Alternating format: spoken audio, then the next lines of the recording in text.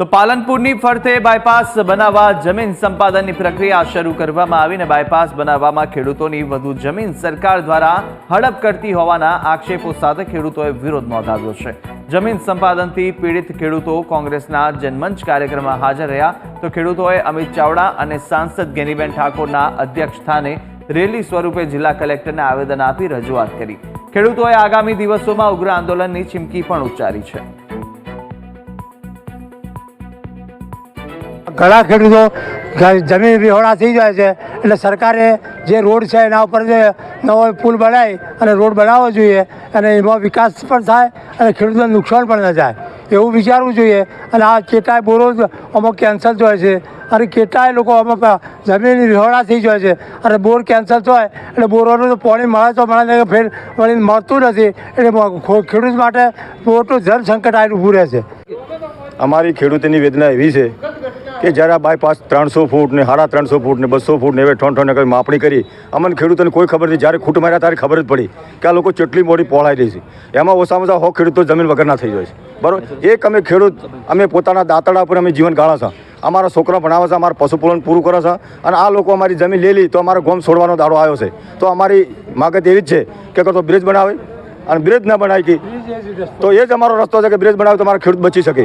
એમાં બોર જોઈએ છે, બોર અમે 20 બોર કરાયા પણ અમને પાણી મળતું નથી। તો અમારો બોર તોડે એ અમારું ખેડૂતનું પેટ કહેવાય।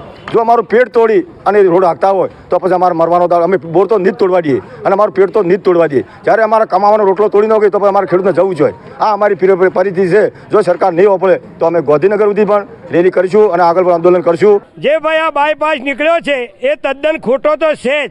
સતત લોકો ખેડૂતો 30 મીટરમાં સંમત છે આ પુલ અહીંયા બની જાય તો કોઈને તકલીફ નથી। અને આજે આ કેટલા લોકો આવ્યા જેનો અમે સાથ સહકાર આપ્યો તો એ તો દેખાણો જ નથી, પણ જેનો અમે વિરોધ કર્યો હતો એ જ અમારી સાથે હતા।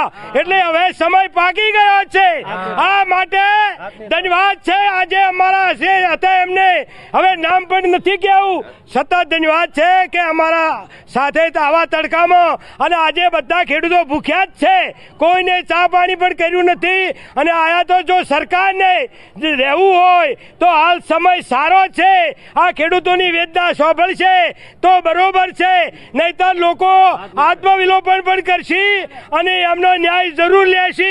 ગોધી ચીધા માર્ગે જઈશું, ગાંધીનગર જઈશું, પણ છોડશું નહીં ને નહીં। પાલનપુર જે એરોમા સર્કલનો વર્ષોથી ટ્રાફિકની સમસ્યા છે, એ સમસ્યા હલ થાય એમાં આખા જિલ્લાના હિતમાં છે। અમે પોતે પણ એ હિતમાં જ છીએ।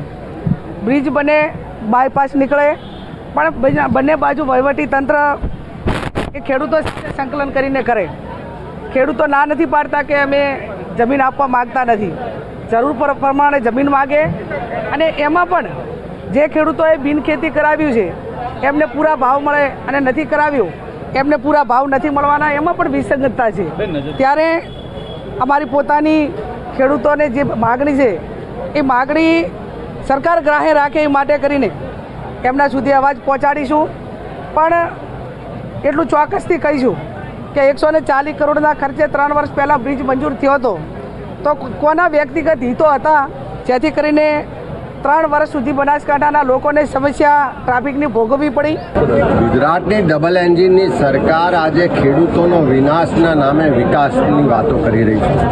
પાલનપુર બાયપાસ રોડના નામે જે રીતે ખેડૂતોની મામૂલી જમીનનું સંપાદન કરવા માટે જબરજસ્તી કરવામાં આવે છે એની સામે લાંબા સમયથી ખેડૂતો લડત કરે છે કે પાલનપુર શહેરનો ટ્રાફિકનો પ્રશ્ન હલ થવો જોઈએ, પણ એના માટે એરોમા સર્કલ પર જો બ્રિજ બનાવવામાં આવે તો કોઈ બાયપાસની જરૂરિયાત નહીં પડે, કોઈ ખેડૂત રસ્તા પણ નહીં આવે, કોઈ ખેડૂત ઘરબાર વગરનો નહીં થાય।